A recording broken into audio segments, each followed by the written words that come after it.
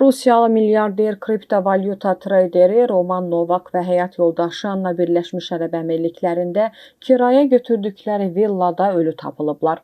Cütlüyün fidyə üçün qaçırıldığı, lakin kriptovalyuta cüzdanlarının boş olduğu aşkar edildikdən sonra öldürüldüyü ehtimal olunur. Bu barədə xarici kütləvi informasiya vasitələri xəbər verir. Rusiyalı kriptovalyuta sahibkarı Roman Novak və həyat yoldaşı Anna Novak investorlarla görüşmək üçün Birləşmiş Ərəb Əmirliklərinə getdikdən sonra yoxa çıxıblar. Cütlüyün sürücüsü onları göl kənarındakı dayanacağa qoyub və bir daha onlardan xəbər alınmayıb.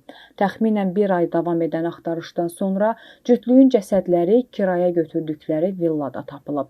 Birləşmiş Ərəb Əmirlikləri polisi hadisə ilə əlaqəsi olduğunu ehtimal edilən 8 nəfəri saxlayıb.